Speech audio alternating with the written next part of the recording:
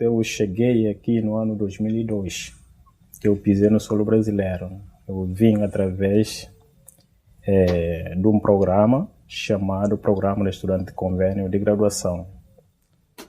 Eu fui para a Universidade Federal de Santa Catarina, onde eu fui fazer a minha graduação.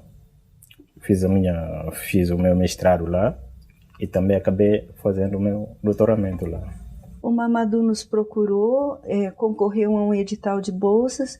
Como ele é um aluno não brasileiro, é estrangeiro, ele pode atender alguns outros requisitos e um estágio pós-doutoral um pouquinho mais longo. Foi muito interessante porque tivemos condições de contrastar diferentes realidades. A minha pesquisa da tese de doutorado foi sobre as políticas públicas de formação, focando a partir de 2 programas que existem do governo brasileiro, chamado Programa de Estudante Convênio de Graduação e Programa de Estudante Convênio de Pós-Graduação. Então, eu sou fruto desses 2 programas. Através desses 2 programas que eu cheguei aqui fazendo a minha formação. A supervisão de estágio pós-doutoral não está necessariamente atrelada ao programa de pós-graduação em psicologia. Pelas normas da UEM, qualquer professor doutor, desde que obedecendo a alguns requisitos, pode estar orientando no estágio de pós-doutoramento. E qual é o papel do Brasil? Porque você falou que veio para cá por esse convênio Brasil-Guiné-Bissau. Hoje, de facto, o Brasil tem desempenhado um papel muito importante para o continente africano, falando especificamente da Guiné-Bissau. Hoje, graças a Deus, os quadros jovens da Guiné-Bissau possam ter formação pensando nesses 2 programas. Através desses programas tem influenciado cada vez mais jovens, vindo dos jovens das diferentes instituições brasileiras. Desde a década de 1980, o Brasil vem estudando esse fenômeno e enfrentando. E hoje já temos suficiente conhecimento que poderia ser de grande utilidade, de grande importância para outros países. E o Mamadou nos permitiu essa revisão, né? Essa constatação. E o seu pós-doutorado fala sobre estudo fracasso escolar. Por que você escolheu esse tema? Olha, a escola dessa tema vem de uma longa trajetória. Vem a partir da minha formação enquanto acadêmico e pesquisador. Lá na minha graduação, eu pesquisei sobre a educação e domínio colonial no século XX. Com isso, eu queria compreender o processo de implementação, o processo de ensino guineense. E isso focando a partir do nosso contexto da colonização. Quando o Mamadou veio, começamos a olhar a sociedade, a educação guineense, os processos históricos envolvendo as políticas públicas para a educação e a própria independência desse país africano, começamos a comparar.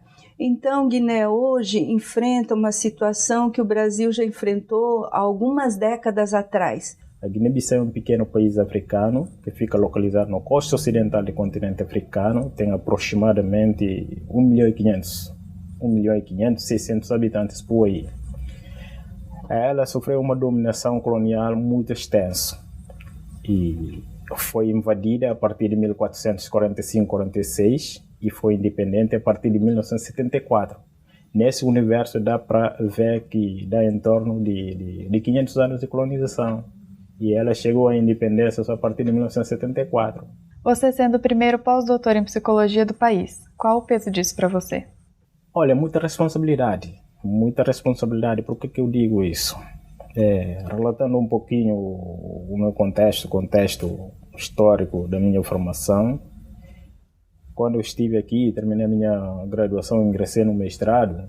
Após que eu voltei para Guiné depois do meu mestrado, tive privilégio de ser contratado numa das principais universidades públicas da Guiné, que é a Universidade Lusófona da Guiné. Contratado e inclusive para coordenar o Departamento de Ciências Humanas. Aí eu era recém-mestre, chegando com aquela responsabilidade porque a universidade de facto estava precisando. Aí a responsabilidade era muito grande para mim, sendo um jovem, tal, naquela condição ali. E o pós-doutorado é o final ou você pretende continuar estudando?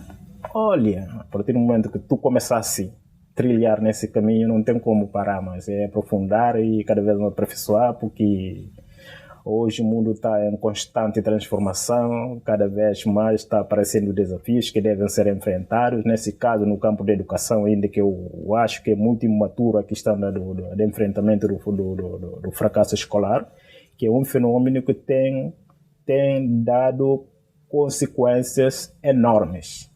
Mas lamento muito da nossa parte, das nossas políticas públicas, dos nossos estados, que não têm pensado esse processo em termos de combatê-lo. E o fracasso está ali atuando invisivelmente, mas ela nem sequer é debatido nas academias, nas universidades, muito menos nas políticas públicas. Porque o que eu vejo na Guiné-Bissau hoje, todas as áreas na Guiné-Bissau são prioridades, mas existem aquelas áreas que prioridade das prioridades. Tá bom, obrigada, Mamadou. Muito obrigada. Eu que agradeço bastante mais uma vez pela presença, pelo convite de poder estar aqui e partilhar um pouquinho da minha experiência convosco. Obrigada a você. Muito obrigado.